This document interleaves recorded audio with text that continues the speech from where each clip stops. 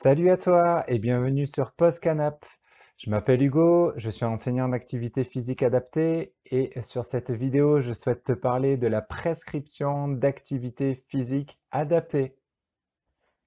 C'est depuis 2016 que la loi de modernisation de notre système de santé a introduit la possibilité pour le médecin traitant de prescrire une activité physique aux patients souffrant d'une affection de longue durée.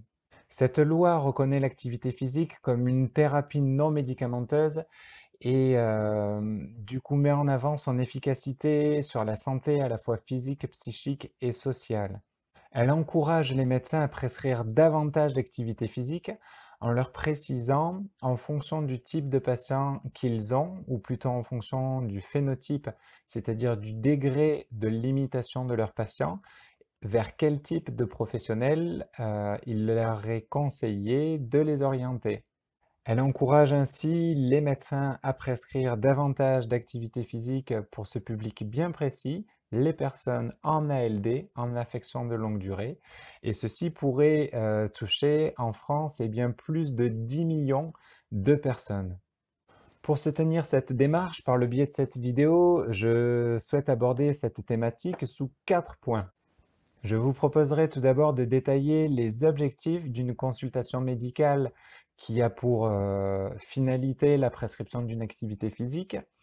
Nous aborderons ensuite le contenu de ces consultations pour ensuite développer le déroulé de ces consultations et finir avec les moyens matériels, les moyens nécessaires pour pouvoir assurer ces consultations.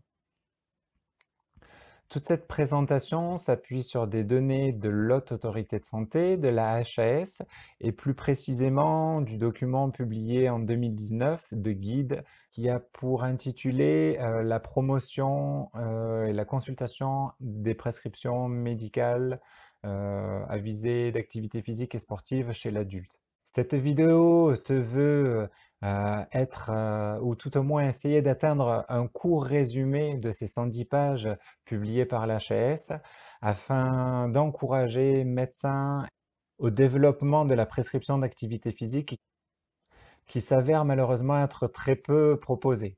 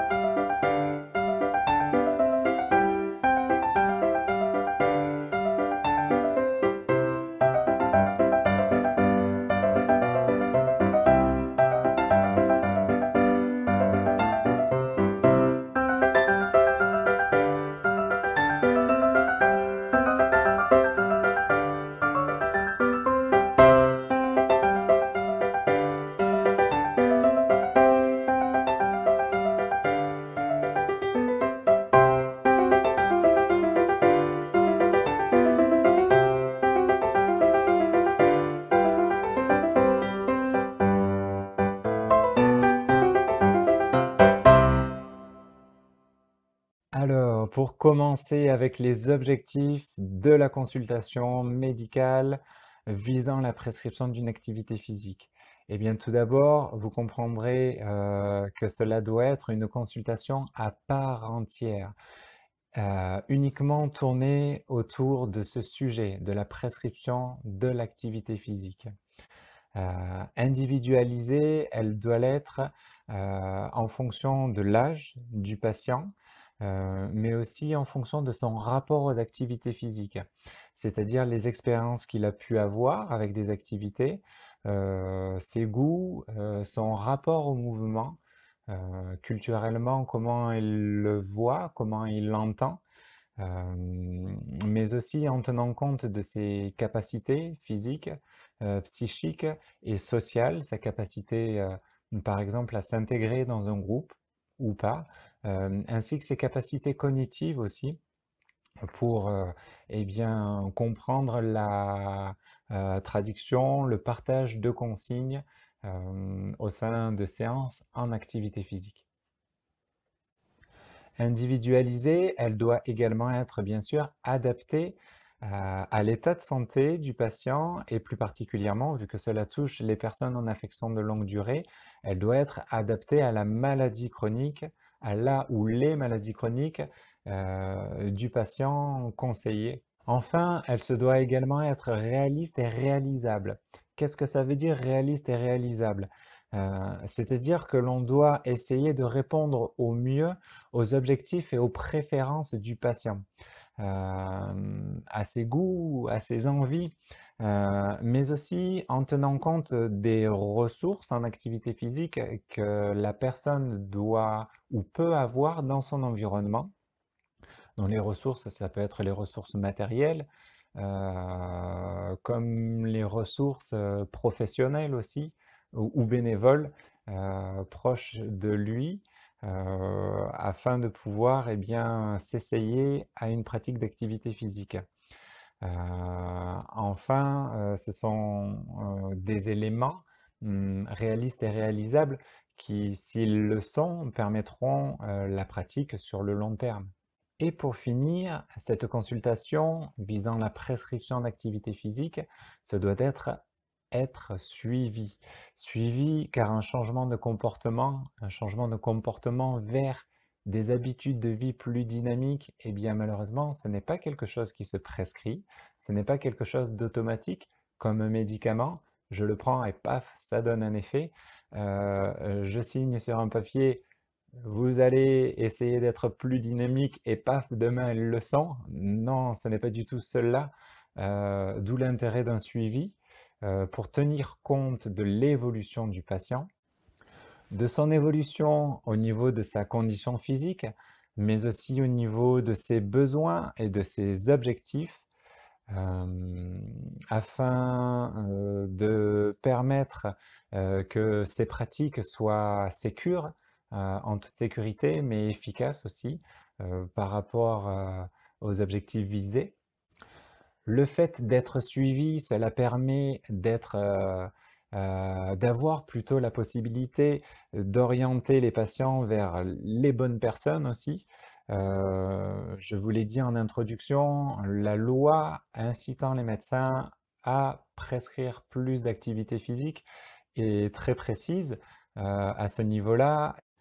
Pour que cette notion d'encadrement soit un petit peu plus claire, je vous glisse ici le tableau qui apparaît dans le document de l'HAS, qui répertorie les intervenants préférentiels en fonction du degré de limitation de vos patients. C'est-à-dire, d'un côté, vous avez la liste des professionnels, de l'autre, différentes colonnes avec de stipuler les degrés de limitation, allant à aucune limitation à une limitation sévère.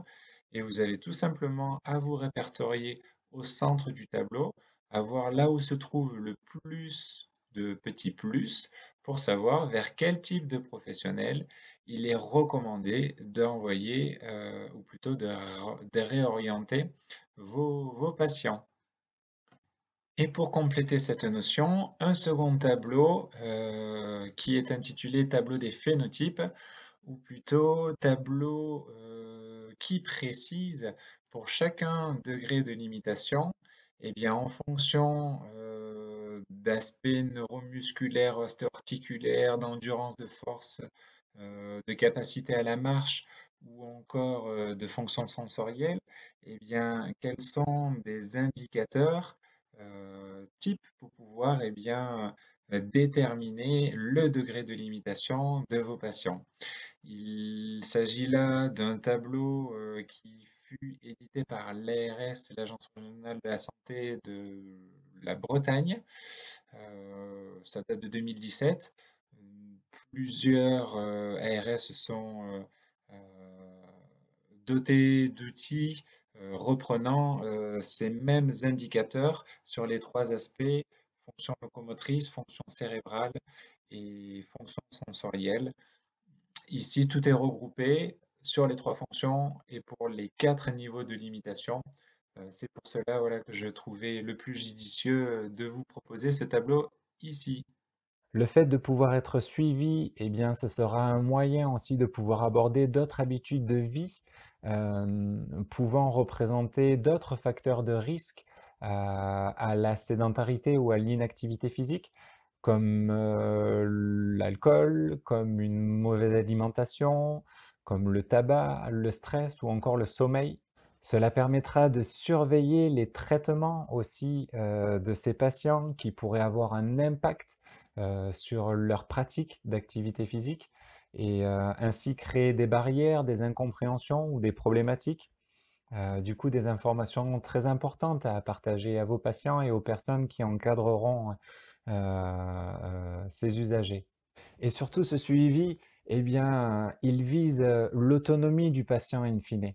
Et c'est un suivi sur du long terme qui permettra de voir si la personne a modifié ses habitudes de vie en ajoutant un peu plus de mouvement, un peu plus d'activité physique, d'exercice physique ou voire du sport dans son quotidien. Alors, qu'est-ce que peut contenir une ordonnance? Qu'est-ce que peut contenir une prescription d'activité physique à la fin de cette séance? Euh, Quel est l'objectif? Qu'est-ce qu'on peut partager in fine aux patients? Eh bien, c'est très simple. Tout d'abord, des conseils sur l'augmentation des activités physiques, ou même avant, parler d'activité physique, des conseils sur l'augmentation du mouvement dans la vie quotidienne. Alors, qu'est-ce que ça peut être? Eh bien, c'est des choses très simples sur les déplacements, pour essayer de tendre vers des déplacements plus actifs ou du mouvement dans la vie quotidienne sur des tâches domestiques ou des loisirs. Pour avoir aussi une finalité sur tel un combat contre la sédentarité, euh, cette ordonnance en activité physique, elle peut aussi contenir des conseils sur la réduction du temps passé à des comportements sédentaires. Hum, Comme des trop longues durées passées en position assise sur son canapé. Alors, quand c'est pour écouter de bonnes vidéos comme ça, c'est pas mal, mais du coup, plus que des conseils à limiter ces temps, aussi ça peut être des conseils pour fractionner ces temps, c'est-à-dire écouter sa vidéo, faire un petit tour du canapé, se rasseoir, réécouter, refaire un petit tour du canapé. Non, voilà, j'espère que vous aurez compris la petite boutade. L'ordonnance, elle peut également contenir des composantes sur la condition physique de vos patients à travailler. C'est-à-dire lors d'une condition physique. Lors d'une consultation, eh bien, vous allez pouvoir observer potentiellement des faiblesses sur certains aspects de la condition physique de vos patients. La condition physique, petit rappel, c'est les capacités en termes de force, d'équilibre, de souplesse, d'endurance et des notions anthropométriques, enfin, telles l'IMC. Et en tenant compte donc de ces 5 paramètres, ça peut être eh bien, sur l'endurance, c'est un feu orange voire feu rouge, ou ça ce serait quelque chose à bosser, ou non, c'est plutôt l'équilibre qui...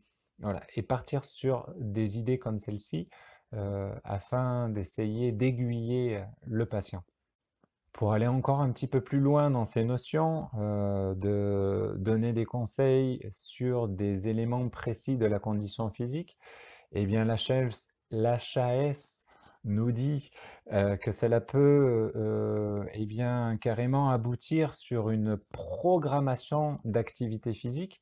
Alors une programmation d'activité physique, c'est quoi? C'est définir un type d'activité à une fréquence sur une durée et pour une intensité. Un type d'activité, par exemple l'aquagym, une fréquence 2-3 fois par semaine, une durée des séances de 45 minutes et une intensité modérée. Voilà, où on va un petit peu transpirer, où on va avoir les pommettes qui vont un peu se colorer et notre palpitance s'accélérer.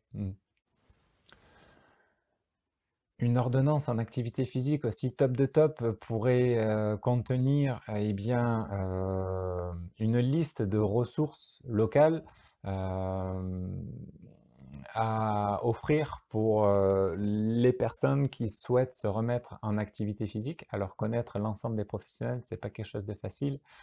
Et je vous donnerai quelques petits conseils à ce sujet-là par la suite. Et pour finir,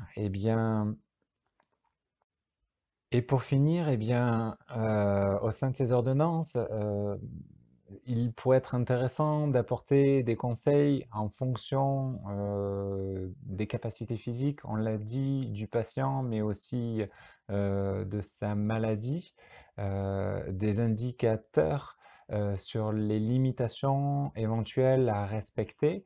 euh, Toujours dans l'idée que la réalisation de leurs exercices physiques ou de leurs mouvements soit réalisée en toute sécurité.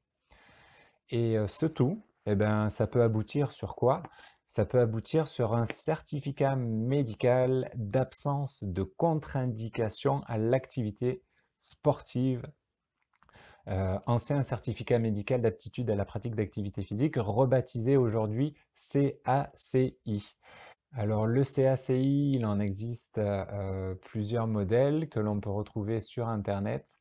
Ce sont des choses assez standards où il y a les coordonnées du médecin, le nom, prénom du patient, une petite phrase assurant le fait que cette personne a été reçue en examen et qu'elle ne présente aucune contre-indication à la pratique d'activité physique adaptée.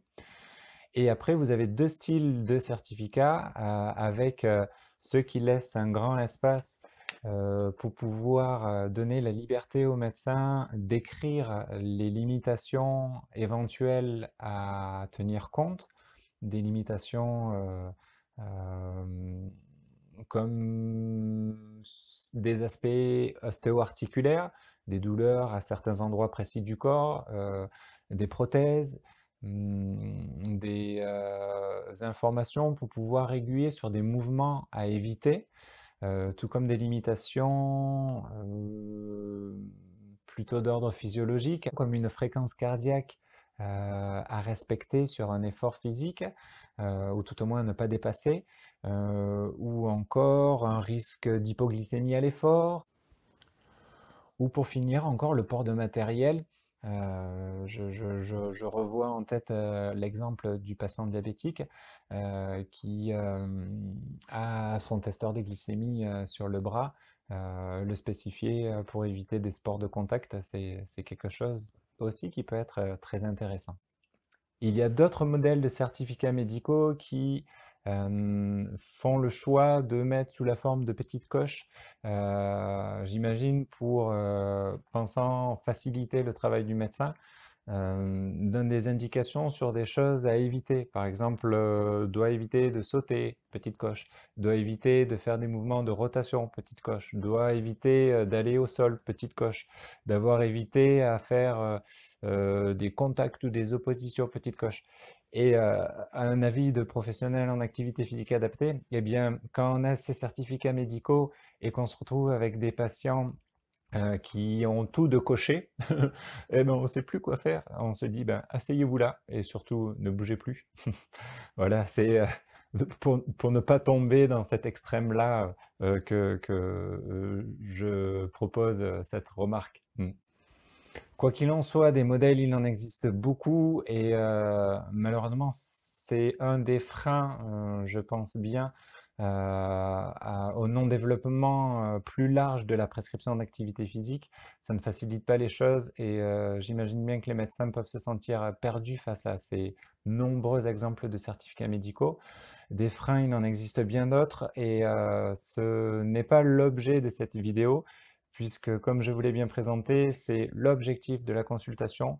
Le contenu, nous venons de le détailler et nous allons maintenant passer au déroulé. Et pour finir, nous aborderons les moyens matériels pour pouvoir assurer une consultation visant la prescription d'activité physique adaptée.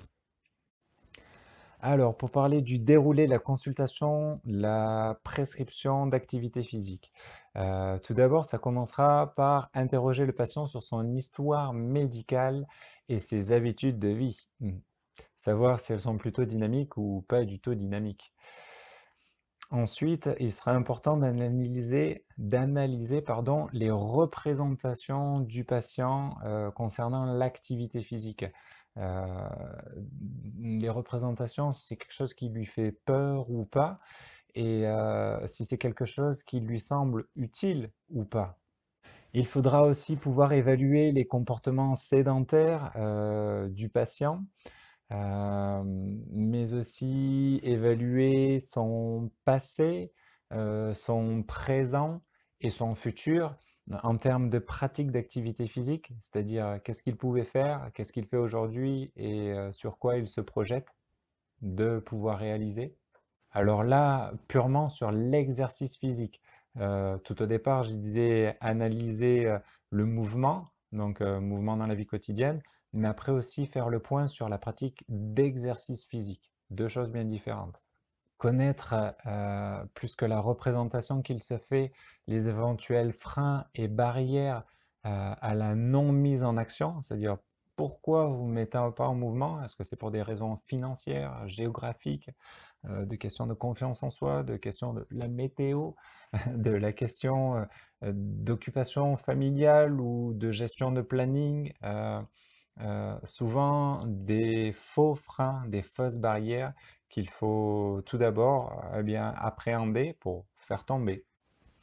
Ce sera aussi la possibilité de pouvoir analyser ses envies, ses attentes, euh, ce qui le fait vibrer, définir de ce fait un stade motivationnel, c'est-à-dire comment se projette la personne vis-à-vis d'une pratique d'activité physique. Alors là, je fais référence au stade motivationnel et au modèle de Prochaska. Le déroulé de la consultation sera aussi le moyen de repérer les contre-indications ou les limitations à la pratique de l'activité physique par un examen physique complet, en particulier sur les points cardiovasculaires, respiratoires et locomoteurs, en sachant renvoyer vers un avis de spécialiste euh, si une épreuve d'effort, par exemple, peut être nécessaire, ou si des examens complémentaires le sont au niveau de la vue, au niveau d'un pied qui n'est pas en santé pour le patient diabétique, par exemple, ou sur des capacités pulmonaires pour une personne en BPCO où il y aurait un doute. Mm. Il faut voilà, pouvoir estimer la condition physique du patient par le biais de tests de terrain. Ce n'est pas juste sentez-vous capable de, c'est confronter ce sentiment de capacité à la capacité réelle au travers de tests de force, de souplesse, d'équilibre ou encore d'endurance. Et par la suite, eh bien, cette consultation pourra déboucher sur des conseils, sur des recommandations permettant au patient de passer à l'action en ajoutant du mouvement à sa vie quotidienne ou en réalisant un exercice physique décrit, comme on le disait précédemment, sur un type, sur une fréquence, sur une durée, sur une intensité. Et une fois eh bien, mise en action, il faudra pouvoir estimer le degré d'adhésion de ce patient à ces recommandations. En évoquant des conseils sur leur pratique d'exercice physique pour rendre ces pratiques correctes, mais aussi, si besoin, en partageant des conseils sur l'hygiène sportive et sur tout ce qui est prévention du dopage, en abordant également les interactions que peuvent avoir certains traitements avec la pratique d'activité physique et en finalisant tout ça autour d'un projet qui, comme je le disais sur l'objectif de la consultation, l'autonomie et du coup un suivi sur du long terme, eh bien, qui doit aboutir sur la fixation de rendez-vous de suivi sur des temps d'échange établis pour pouvoir eh bien, estimer l'adhésion et l'évolution du patient sur ce projet. Ce projet sera amené à évoluer. Il sera amené à évoluer en fonction de l'état de santé de la personne, en fonction de son stade motivationnel, de comment il se projette sur ce projet, en fonction de ses objectifs à court, à moyen et à long terme, mais aussi en fonction de son encadrement, de son soutien. Le médecin est le premier soutien, la première personne de confiance. Mais il n'est pas seul, il y a aussi tout l'entourage personnel et l'entourage professionnel autre, qui se peut être interdisciplinaire. Et c'est cette interdisciplinarité, généralement, qui peut permettre à ces personnes les plus éloignées de toute forme de pratique d'activité physique, eh bien, d'atteindre le plus facilement leur objectif et du coup une modification de leur habitude de vie vers quelque chose d'un peu plus dynamique. Pourquoi il est important de viser l'interdisciplinarité? Eh bien, parce que la plupart des patients n'arrivent pas en consultation en se disant, hop là, c'est bon, je suis prêt à y aller, je suis prêt à me mettre en mouvement. Ça existe très peu.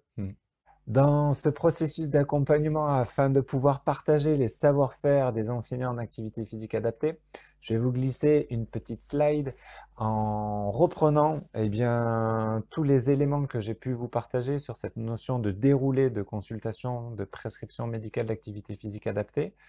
Et je vais surligner tous les éléments qui sont en lien avec des compétences ou des éléments que l'enseignant n'a pas peu proposés dans ses bilans et services en activité physique adaptée.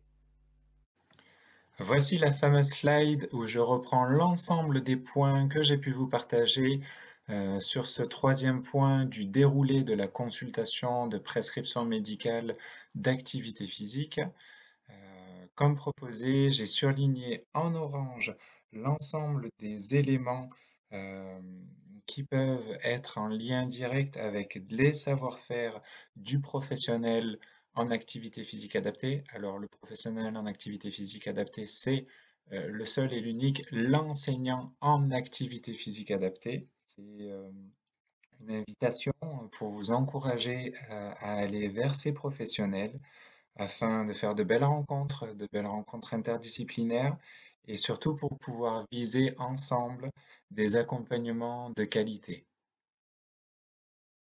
Voilà pour finir avec la notion des moyens nécessaires pour la consultation visant la prescription d'une activité physique adaptée. Eh bien, c'est très simple. Il vous faut, attention, une presse verticale pour pouvoir estimer la capacité des cuissettes de vos patients. Ensuite, un test hand grip pour pouvoir faire le bras de fer là. Et un poteau de Koh-Lanta pour estimer la capacité d'équilibration de... Non, rien de tout ça. Mais avant tout, cette consultation, comment elle se passe? Eh bien, sur une durée de 30 à 60 minutes, et oui, c'est du temps, puisque c'est une consultation qui est vouée à avoir une démarche globalisante et à recueillir tout un tas d'informations pour pouvoir concevoir, co-concevoir ces projets de vie dynamique. Et cette co-construction peut se baser sous une technique qui est l'entretien motivationnel. C'est fortement conseillé par l'Haute Autorité de Santé que d'utiliser cette technique en la complétant de différentes évaluations où vous aurez besoin de petits matériels pour être en capacité de tester fréquence cardiaque, euh, pression artérielle, pardon, et saturation en oxygène avant, après un effort, voilà, après un test d'effort sous maximal, mais aussi réaliser une auscultation pulmonaire, cardiaque et vasculaire, ainsi qu'un examen ostéo-articulaire en fonction du choix des activités physiques de vos patients, si besoin. Et pour finir, cela peut aussi déboucher sur un examen neurologique et de la cognition, mais aussi qui peut être aussi un examen à la recherche de déficits sensitifs, de déficits au niveau visuel ou encore auditif, des limitations qui vous permettent, encore une fois, de pouvoir catégoriser votre patient sur un degré de limitation et ensuite de pouvoir renvoyer vers un professionnel adapté. Alors, renvoyer vers un professionnel adapté en fonction de votre territoire et des moyens que vous avez autour de vous. Vous avez déjà peut-être votre réseau. Si ce n'est pas encore le cas, je vous offre deux possibilités. La première, pour trouver un enseignant en activité physique adaptée, c'est très simple. tapoter sur Internet SFP APA pour Société française des professionnels en activité physique adaptée, qui représente les enseignants en APA et qui vous offre un annuaire qui, en 2 clics, peut vous permettre de voir si autour de vous, vous avez un professionnel prêt à eh bien, accompagner vos patients vers des habitudes de vie plus dynamiques et vers une programmation d'activité physique adaptée. Vous avez aussi sinon la possibilité, encore une fois, de tapoter Maison Sport Santé en allant sur le site national ou en tapotant Maison Sport Santé, votre département, pour avoir une idée des maisons sport santé les plus proches de vous. Les maisons sport santé, c'est quoi? Ce sont, alors, ça a différents types, hein. Parfois, ce sont des associations, parfois, ce sont des maisons de santé, parfois, ça a lieu dans des hôpitaux. Euh, c'est très hétérogène, donc je vais garder simplement le terme structure, une structure qui est vouée, parmi ses missions, à pouvoir accompagner tout type de public vers une pratique d'activité physique adaptée. Et ce sont dans ces maisons de santé que vous pourrez retrouver des professionnels de santé comme des kinésithérapeutes ou encore des enseignants en APA, des éducateurs sportifs ou autres professionnels ou bénévoles du milieu du champ du mouvement. Voilà. Et qui sont là pour vous. Revenons à nos moutons avec cette question des moyens nécessaires pour la prescription. Eh bien, je rajouterai 2 notions. La notion de moyens pour pouvoir effectuer ou faire passer plutôt des battery tests ou des tests de la condition physique à vos patients. Donc, battery test, ça veut dire des protocoles et le matériel nécessaire pour faire passer ces protocoles. Voilà. Et encore mieux, si les tests que vous utilisez sont des tests validés, eh bien, souvent, ce que l'on peut avoir aussi sont les normes comparatives pour pouvoir être en capacité de dire à votre patient, ben là, vous vous trouvez dans la moyenne ou dans la moyenne haute ou dans la moyenne un peu plus basse. Donc, ouh, là, c'est vraiment ça à travailler ou plutôt cette notion ou celle-ci encore. Voilà. Je vous disais un deuxième élément, voilà, en plus des notions de batterie de test ou de test, eh bien, cela peut être chouette aussi que d'avoir sous le coude des questionnaires sur la sédentarité ou sur l'exercice physique, euh, comme par exemple le questionnaire Richie et Gagnon, qui estime toutes ces notions. C'est un auto-questionnaire qui estime la sédentarité, le mouvement dans la vie quotidienne et aussi l'exercice physique. C'est chouette, c'est du tout en un, voilà, comme les shampoings, comme les bons shampoings. Et donc, plus que ces notions d'exercice physique ou de mouvement à estimer, des questionnaires aussi, certains professionnels utilisent des questionnaires pour pouvoir quantifier la qualité de vie, le stress, l'estime de soi ou le sommeil. Pourquoi? C'est pas l'activité physique, ça, mais ça a un lien direct puisque ça peut être d'autres bonnes habitudes de vie à avoir, à inciter à avoir, ou tout au moins, une fois que vos patients auront de meilleures habitudes de vie en termes de mouvement, eh bien, en retirer des bénéfices sur ces autres éléments qui sont le stress, l'estime de soi, je vous parlais du sommeil, ou encore d'autres, je suis sûr, d'autres éléments que vous connaissez. Et si vous ne voulez pas vous doter de questionnaires, aller chercher tous ces outils-là, posez la question tout simplement à vos patients ou en utilisant un petit plus, une EVA, une échelle de 0 à 5, de 0 à 10. Vous notez sur un petit bout de papier et à la consulte d'après, vous leur reposez la question. C'est chouette comme marqueur à utiliser. Voilà ces 4 points d'abordés. Suite à ces 4 points, j'espère que vous y voyez un petit peu plus clair sur cette thématique de la prescription d'activité physique adaptée. Si vous souhaitez vous pencher encore plus sur cette question, vous plonger dedans et nager une brasse, pas couler, un joli crawl, je vous glisse juste après une petite slide avec différentes références pour peaufiner votre expérience sur cette question. Parlant expérience, en tout cas pour moi, c'était un plaisir que de vous partager la mienne. J'espère que vous êtes régalés, que vous avez appris sur cette vidéo. Je vous remercie en tout cas pour votre écoute et je vous dis à bientôt pour d'autres vidéos sur la thématique des activités physiques adaptées. Prenez soin de vous, à très vite.